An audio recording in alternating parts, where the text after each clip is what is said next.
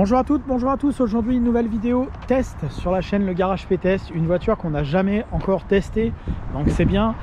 C'est une voiture qui nous a été mise à disposition par Auto Saint-Marc, donc on les remercie. N'hésitez pas à aller faire un tour sur leurs réseaux sociaux, n'hésitez pas à aller voir s'il y a une voiture si vous êtes à la recherche d'une voiture, d'une réparation mécanique ou autre, n'hésitez pas à les contacter si vous avez besoin. Vous aurez peut-être le loisir de pouvoir acheter une voiture chez eux, entre autres cette C5 qui est actuellement dispo. Je sais pas quand la vidéo sera mise en ligne, je sais pas si elle sera dispo à ce moment là, mais en tout cas si vous êtes à la recherche d'une C5, pourquoi pas. Donc cette Citroën C5, vous l'aurez peut-être reconnue, c'est la C5 de deuxième génération. La C5 deuxième génération est sortie en 2008 avec une carrière jusqu'en 2018, donc une carrière de 10 ans. Celle-ci est de 2015, celle-ci est une 2 litres HDI 140 chevaux exclusive. Le logo exclusif est présent sur l'aile avant. Il y a plusieurs niveaux de finition sur les C5. Il y a plusieurs versions disponibles, plusieurs motorisations. L'HDI 140 exclusif, finalement, c'est quasiment la version. Alors, c'est une version qui est quand même plutôt haut de gamme, mais c'est quasiment la version la plus répandue. C'est celle qu'on va trouver quasiment le plus facilement, puisque la version exclusive, ils l'ont quand même énormément vendue, beaucoup plus que d'autres versions pour différentes raisons qu'on va évoquer tout à l'heure. Donc cette C5 de deuxième génération partage la plateforme avec la 508, même si elle est sortie un petit peu avant. Elle est sortie en 2008, hein, la 508 est sortie plus tard, fin 2010, début 2011, en remplaçant de la 407. Et donc celle-ci remplaçait la C5 première du nom, c'est la grande berline de chez Citroën. Cette C5 avec son regard très particulier avait fait tourner les têtes au moment de sa sortie, hein. C'était quelque chose de plutôt bien dessiné. On était vraiment là pour aller chercher la concurrence allemande. On avait des détails stylistiques très particuliers, comme cette lunette incurvée et pas bombée dans le sens de l'habitacle, parce qu'on voulait également aller chercher la concurrence allemande sur les voitures avec une malle arrière. L'habitude des voitures françaises berlines, c'est plutôt avec la vitre qui se lève à haillons. Mais là, sur cette C5, on a pris le pari, comme sur la 407 et la 508, d'avoir une malle séparée qui perd peut-être un petit peu de praticité de chargement, mais qui fait gagner un certain standing, on va dire, avec la traditionnelle malle arrière. Donc ça, c'est un des détails esthétiques particuliers à cette voiture. Elle est, je trouve qu'elle n'a pas trop vieilli en termes de style, hein, pour une voiture qui est sortie maintenant il y a 15 ans. C'est preuve que l'espèce de mélange classique et classique moderne de cette C5 a plutôt, je trouve, moi, bien vieilli. On n'est pas trop ostentatoire comme design. Alors on reste sur de la Citroën, hein, tout n'est pas luxueux dans ce qu'ils ont fait, mais je trouve que moi, ça faisait quelques années que j'en avais pas conduit des C5 comme ça. J'en ai eu plein à un moment donné. Donc voilà, c'était une très bonne voiture il y a une dizaine d'années. On va voir si ça l'est toujours, mais en tout cas, cette voiture nous gâte encore, je trouve, visuellement. Elle fait vraiment pas vieille voiture pourrie. Ça fait bon, voilà, voiture d'occasion, mais vraiment on n'est pas c'est preuve que le design était plutôt bien réalisé. Après, pour le reste du style, on reconnaît aussi la patte Citroën avec cette fameuse grande calandre et ce chevron totalement étalé, ce capot assez plat avec ses deux nervures. Et il y a un côté un peu redescendant, très Citroën au niveau des fenêtres arrière, avec ce pavillon qui plonge beaucoup. Cette version est dotée de jantes 17 pouces. Il faut savoir que cette C5 là pouvait monter jusqu'au 19. Ils sont plutôt rares les C5 en 19 pouces. C'est pas trop le style de la clientèle, mais encore une fois, il fallait aller chercher les Allemands sur leur terrain, donc il fallait mettre des grosses jantes. Malheureusement, la majorité des C5 dispo sur le marché, c'est soit en 16 pouces, soit en 17 pouces, comme ici.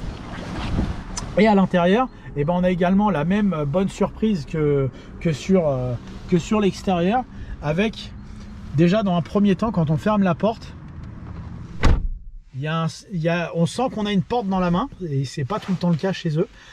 Parfois ça fait un peu toc, ça fait un peu petite porte, et c'est plutôt gringalet, alors que là pour le coup on a l'impression d'avoir une bonne porte dans la main, une bonne gage de porte, une bonne serrure, une bonne poignée.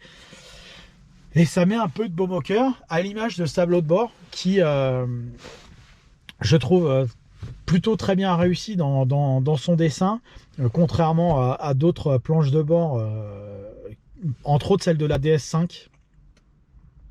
Oui, la DS5, oui, j'étais en train de chercher, oui, la planche de bord de la DS5 qu'ils ont sorti il y a un peu plus de 10 ans maintenant. Cette planche de bord a été horrible, avec cette espèce de partie devant le passager qui retombait, c'était très très moche. Et là, ce dessin de tableau de bord, moi, m'a toujours plutôt bien plu.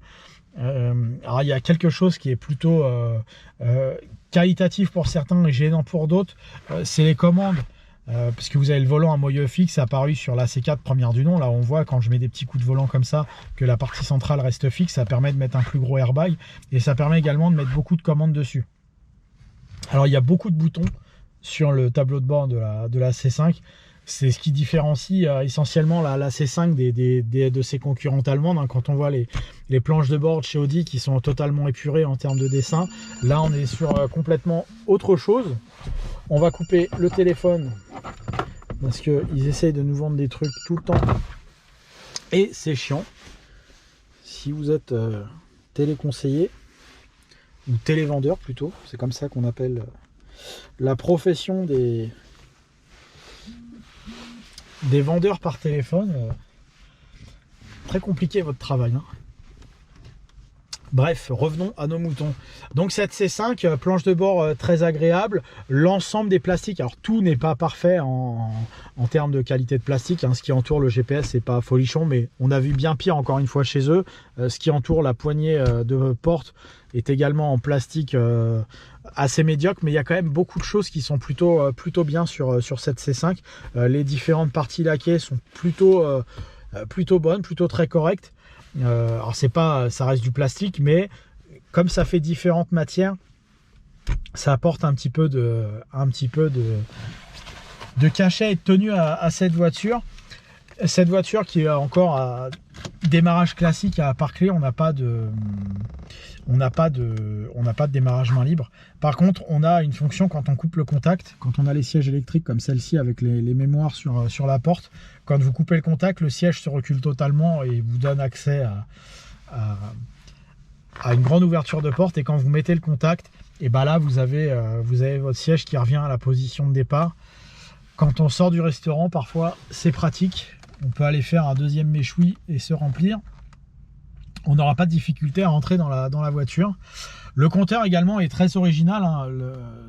Quand c'est sorti à l'époque, Citroën n'avait pas trop l'habitude. Alors il sortait toujours des choses un peu originales. On est encore dérangé par le télévendeur, je pense. Pourtant on n'est pas en fin de mois, mais il veut sa com. Et qu'il ne l'aura pas, avec moi en tout cas. Donc Citroën a toujours fait des compteurs assez plus ou moins original, hein. Même du temps des BX et des GSA, les concurrents n'avaient pas les compteurs de chez Citroën.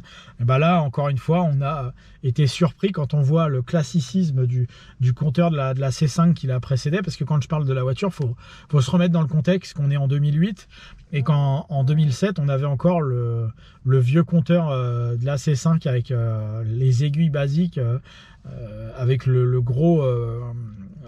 la graduation à 240 traditionnelle.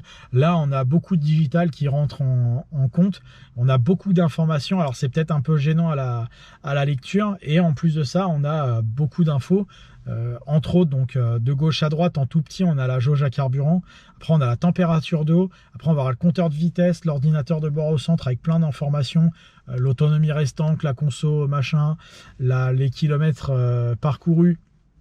Et à droite, en petit, on va avoir le contour et la température d'huile, parce que oui, on a la température d'huile sur cette voiture. Donc c'est plutôt bien. On a aussi une fonction check où on peut avoir également différentes informations en fonction des pannes potentielles que vous allez avoir sur la voiture. Là, on n'a aucun défaut, donc c'est magique. Donc on a un compteur qui est très complet, avec un petit temps d'adaptation peut-être pour la lecture, puisque beaucoup de choses. Petit temps d'adaptation également pour le nombre de commandes devant, puisqu'on va retrouver, contrairement au Peugeot, eh ben on va retrouver le régulateur de vitesse sur le volant, les commandes d'ordinateur de bord, le klaxon, les commandes pour la radio, les commandes pour décrocher le téléphone si on l'a. Enfin, il y a énormément de trucs sur ce volant, ça fait beaucoup de choses. Et après, sur la partie centrale du tableau de bord, bah là c'est un peu plus classique avec l'écran de navigation GPS et la climatisation gauche-droite, l'autoradio et différents boutons en fonction des options que vous allez avoir, comme les radars de stationnement, l'anti-patinage, etc. La console centrale dégage simplement un levier de vitesse. Donc sur celle-ci, c'est une manuelle à 6 rapports. Et derrière ce levier de vitesse, on va trouver donc une option, hein, le Snow Motion, hein, c'est un espèce de grip control. Ça ne sert pas à grand chose, c'est un espèce d'anti-patinage renforcé. Et en fonction des versions, donc ici vous avez la suspension hydraulique Hydractive Plus, si je dis pas de bêtises, ou 3 plus, j'ai plus le terme exact en tête, mais cette suspension hydraulique est accompagnée d'un petit bouton sport ou éventuellement un petit bouton pour lever ou descendre la voiture et d'un frein à main automatique. Sur les versions dynamiques, vous avez, entre autres les versions dynamiques, vous avez le châssis classique avec poignée de frein à main à la main. Donc le citroëniste convaincu ne souhaitera que cette suspension hydractive.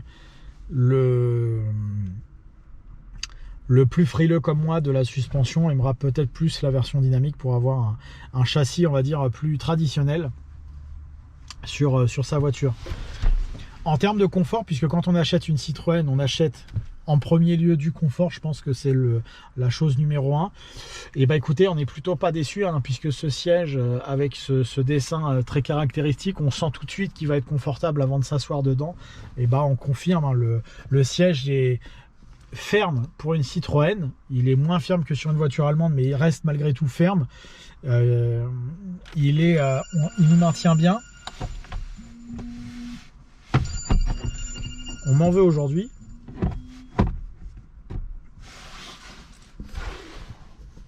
Peut-être qu'il a entendu que je l'ai insulté, je sais pas.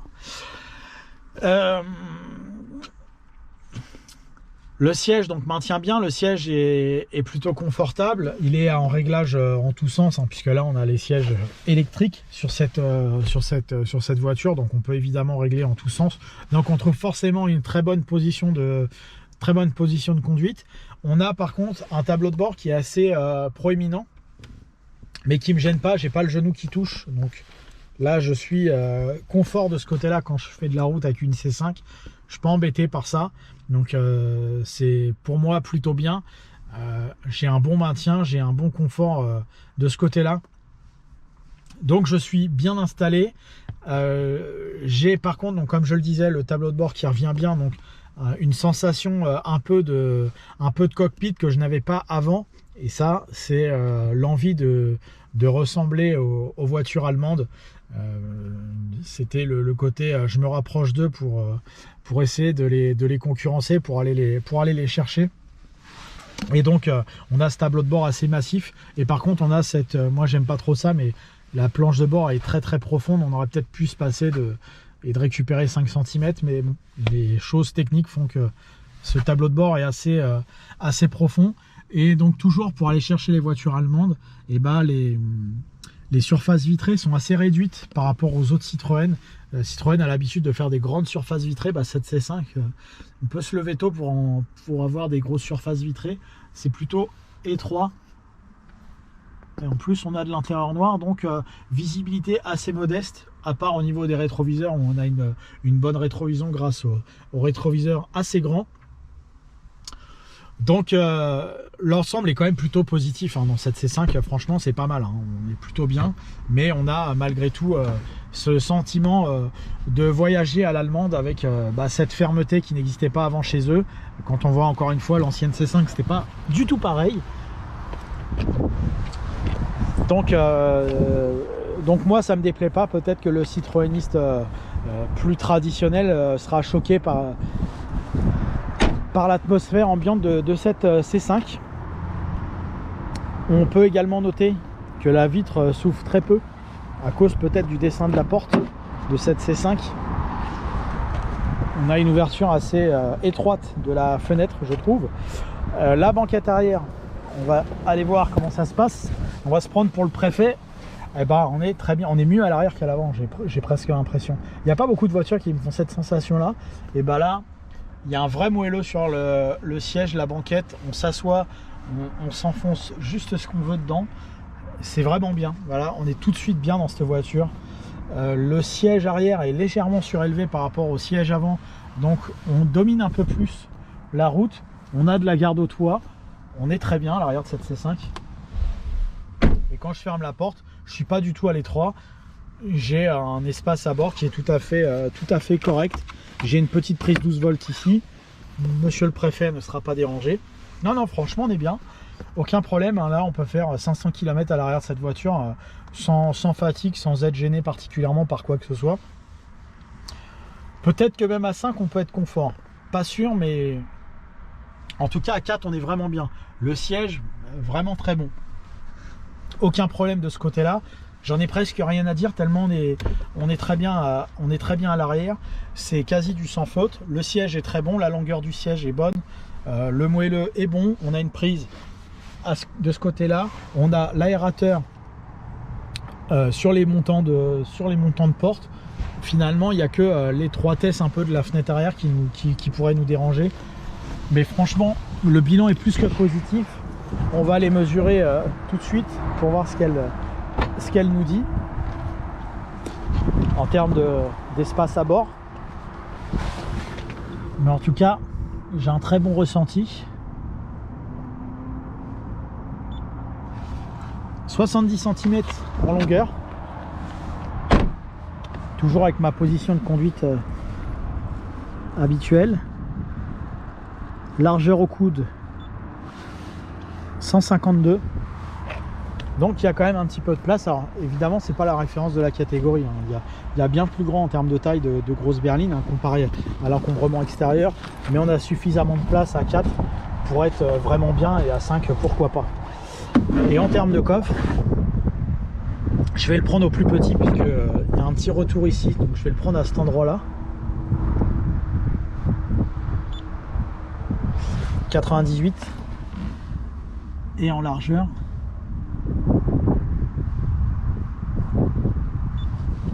112. Donc on a de bonnes capacités au niveau du coffre, avec évidemment un niveau de chargement assez restreint vis-à-vis des charnières de coffre, et puis l'ouverture un peu étroite de la chose. Mais finalement, il n'y a rien non plus d'infamant dans ce coffre. On peut en faire des choses. Il y a de quoi faire dans cette voiture de ce côté-là.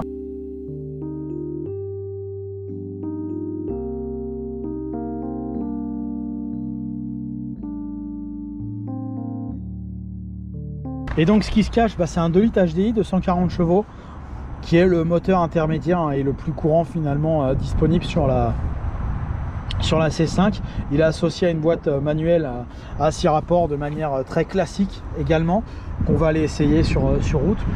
On peut simplement noter de gauche à droite les sphères hydrauliques de cette voiture. Donc voilà, on va aller l'essayer pour s'en rendre compte de ses qualités dynamiques.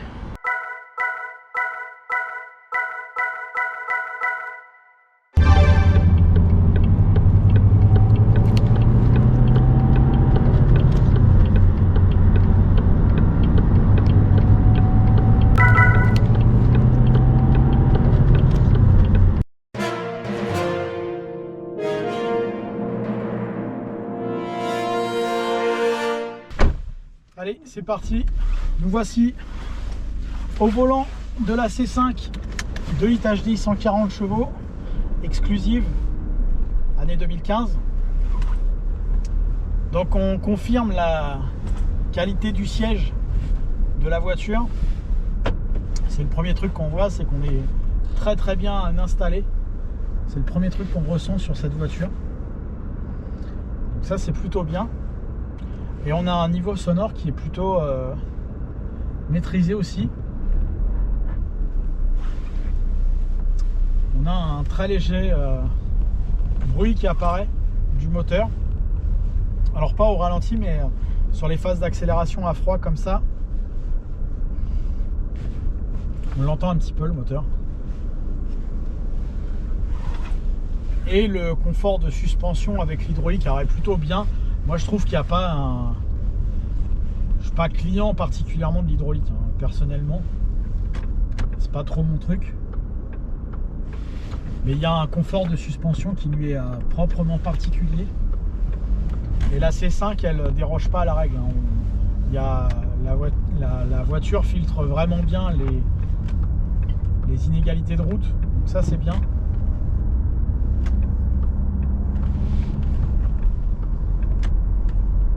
Donc on entend légèrement le moteur, mais c'est pas trop... c'est assez feutré, le niveau sonore. Et encore, là, on est à froid. Donc à froid sur un moteur diesel comme ça, c'est toujours un peu délicat.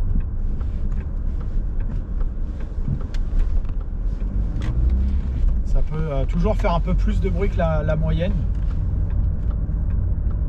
Donc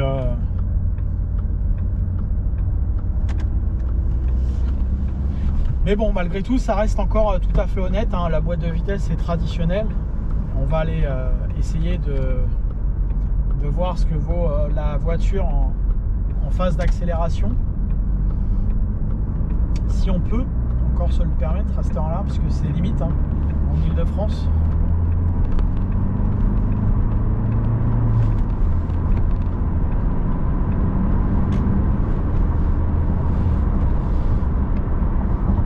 C'est tout à fait correct. On est sur une puissance, on sent qu'on est sur une puissance supérieure. Le 110 chevaux est trop juste pour cette voiture. Le 140 vaut tout de suite plus la peine, je pense.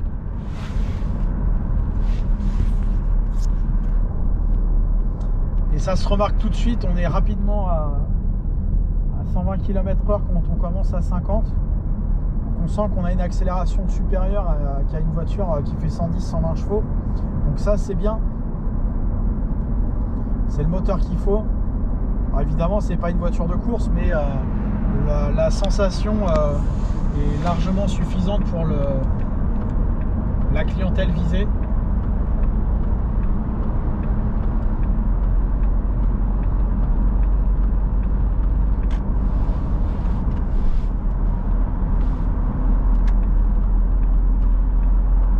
Par contre, une fois que le véhicule commence à être à température, le niveau sonore se réduit d'autant. Alors j'ai quelques bruits actuellement, mais c'est plus c'est les pneus arrière qui sont d'origine, donc je pense qu'ils commencent à être déformés, ils sont de 2015, c'est un petit peu bruyant. Sinon je dois avoir des bruits légers sur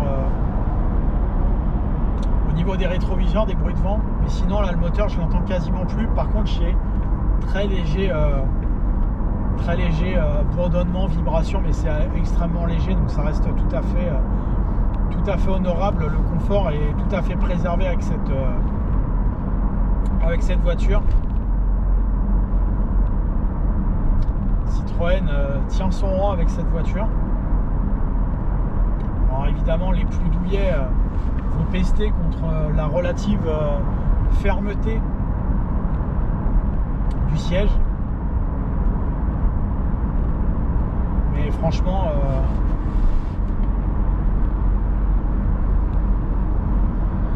c'est le confort est de très très bon niveau sur cette C5. Il est encore tout à fait d'actualité.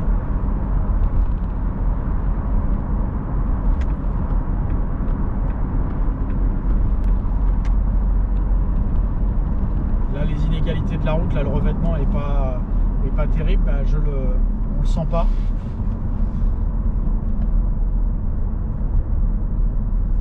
On va voir ce que ça donne sur nos ronds-points habituels.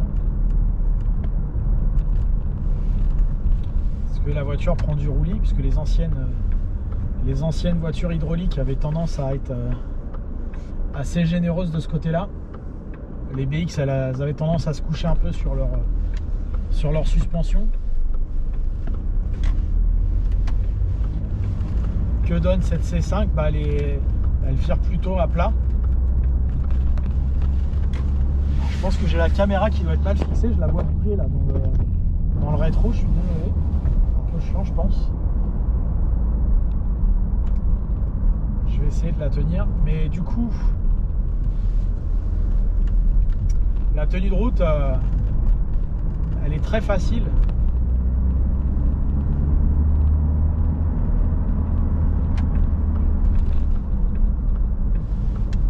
La voiture vire quasiment à plat.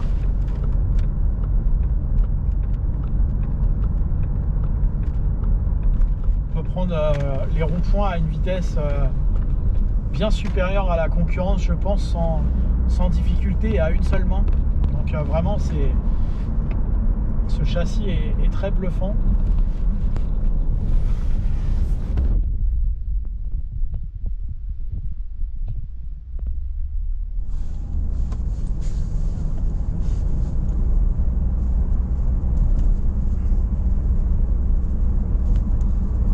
Là, malgré les 140 000 km, on n'a pas de vibration dans le max.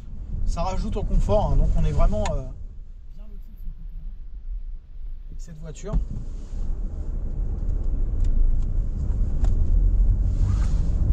C'est à mon avis plutôt un très bon choix, cette C5. Quand on regarde le marché de l'occasion, c'est un moment très particulier. Ces voitures-là, et quand on voit le prix éventuellement des Passat pour aller chez les étrangers en berline, et bah